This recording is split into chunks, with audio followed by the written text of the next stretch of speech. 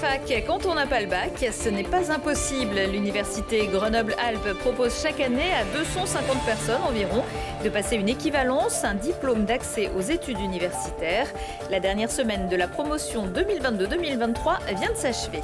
Pas besoin de diplôme pour découvrir les pensées des animaux. Cet Isérois a découvert son talent pendant le confinement et après un peu d'entraînement, il s'est lancé dans l'activité de mentaliste pour chiens. Attention, il y a un truc. Et puis lui aussi fait des tours, portrait d'un artisan du Vercors. Jacques Esserméan est tourneur d'art sur bois depuis une dizaine d'années. Une concentration parfaite dans son atelier de Saint-Nizier du Moucherotte pour des pièces uniques. Bonsoir à tous, ravi de vous retrouver dans ce JT du mardi 25 avril 2023. Du lundi au vendredi à partir de 18h, l'essentiel de l'actualité du Grand Grenoble. Et on commence avec cette info qui commence à faire du bruit. Comme dans d'autres villes de France, entre 200 à 300 personnes, certaines avec le visage camouflé, se sont rassemblées lundi vers 19h, place Notre-Dame à Grenoble pour célébrer le premier anniversaire de la réélection d'Emmanuel Macron. Au départ avec un concert de casseroles et puis quelques manifestants ont brandi un mannequin, une poupée de chiffon à l'effigie du président de la République qu'elles ont frappé à coups de barre de fer avant d'y mettre le feu et qu'elle ne se consume entièrement. On a pu entendre, je cite, Louis XVI, on l'a décapité, Macron, on va recommencer. Une enquête a été ouverte par le procureur de la République de Grenoble, Éric Vaillant, pour outrage à dépositaire de l'autorité publique, passible de 1 an d'emprisonnement et 15 000 € d'amende.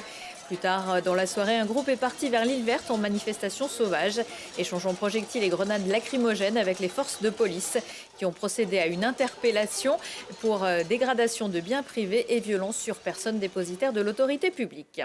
Un peu plus tôt dans la journée, le tribunal correctionnel de Grenoble avait condamné un Voironnais de 31 ans à effectuer un stage de citoyenneté. En mars dernier, cet éboueur, qui avait participé au mouvement des Gilets jaunes, avait jeté un poteau métallique contre la vitre de la permanence de la députée Renaissance Élodie Jacquier-Laforge, rue Porte de la Buisse, la faisant voler en éclats. Le trentenaire avait expliqué être énervé parce que la vice-présidente de l'Assemblée nationale n'avait pas voté les motions de censure. Son avocate a expliqué au juge que son client avait voulu ainsi exprimer la souffrance de millions de Français en situation délicate. Tout le monde a droit à une deuxième chance. 44% des demandeurs d'emploi en Auvergne-Rhône-Alpes auraient un niveau inférieur au bac. Mais ce n'est pas une raison pour s'arrêter là. Grâce au diplôme d'accès aux études universitaires, le parcours vers une qualification supérieure est possible. Un bac de la deuxième chance, c'est ce qu'espèrent obtenir environ 250 étudiants cette année. Elisa Essabi, Lina Badreddine. Retour sur les bancs de l'école pour ces anciens élèves. Tous ont un point commun, ils ont arrêté les cours avant le baccalauréat. Aujourd'hui, ils souhaitent reprendre leurs études pour pouvoir se réorienter dans leur projet professionnel. Pour cela, ils suivent une formation à l'UGA qui leur permettra à la fin d'obtenir ou non le diplôme d'accès aux études universitaires. C'est le cas de Marion, qui a quitté le lycée à 17 ans. Après des années dans la restauration, elle a un tout nouveau projet en tête. J'aimerais bien faire une licence en psychologie après. Il aurait bien fallu que je prenne du scientifique, mais ça ne m'aurait pas aidé pour après faire le concours psychologue judiciaire.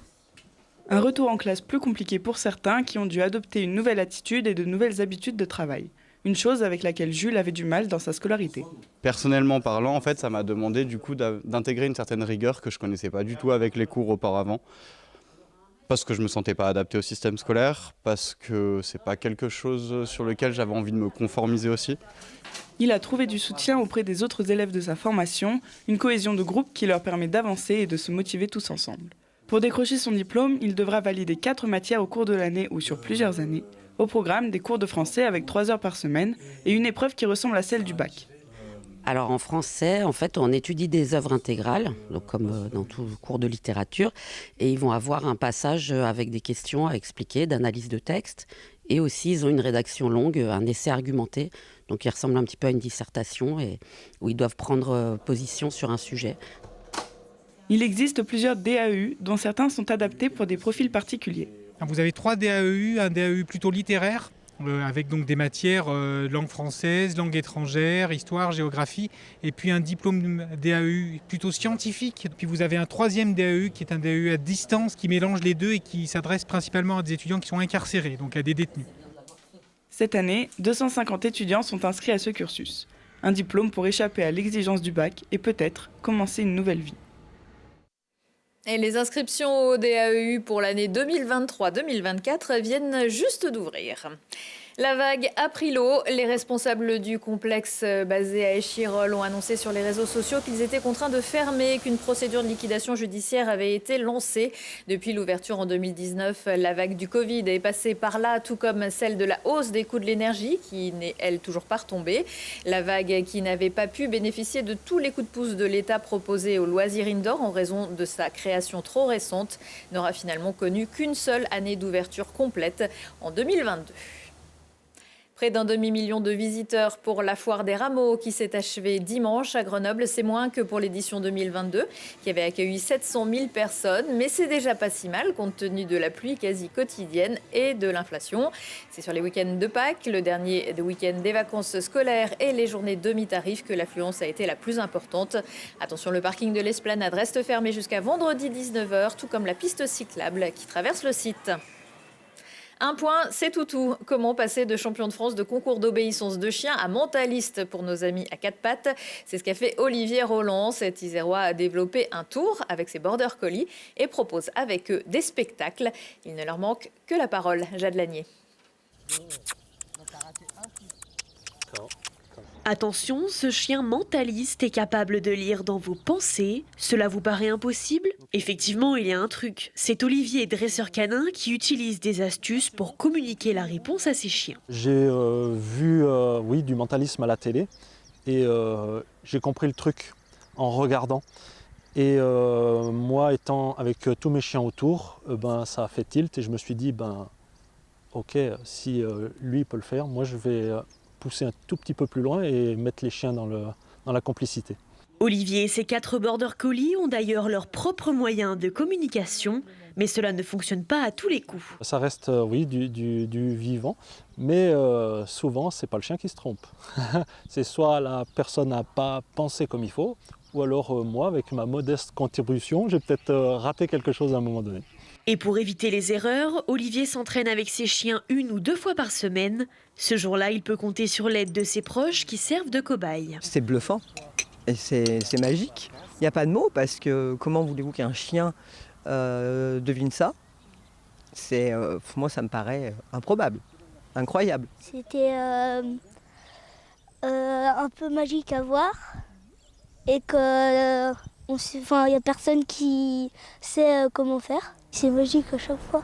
Olivier et ses fidèles compagnons se produisent dans toute la France et préparent déjà de nouveaux tours. Et on les retrouvera au mois d'août au parc animalier Alphalou dans le Mercantour. Le mental. Les champions du Vercors le savent bien, c'est l'une des clés du succès. C'est pourquoi notre magicien mentaliste préféré Kevin Micou sera présent lors de la fête de fin de saison mercredi soir au cinéma Le Rex à Villard-de-Lans. Le retour des champions et sa séance d'autographes, c'est avec Émilien Jacquelin, Maurice Magnifica, Hugo Logier, Léna Brocard, Ludovic Guillaudia, la team Vercors-Isère, Chloé Chevalier et Robin Galindo. Une soirée à laquelle participera également le rappeur grenoblois Pierre Audezel. Ça commence à 18h30 et la réservation est obligatoire. On reste dans le Vercors avec un artisan qui travaille avec une infinie finesse. Jacques Esserméan est tourneur d'art sur bois. Ses pièces sont légères comme de la dentelle et c'est avec l'art du travail bien fait et l'amour de la belle pièce qu'il transmet sa passion. Mirko Pessi. Les yeux fixés et le geste précis, Jacques Esserméan, ancien chaudronnier et tourneur d'art sur bois depuis 10 ans. À l'aide d'un tour, il creuse, il affine et forme des rondins de bois pour extraire des œuvres d'art.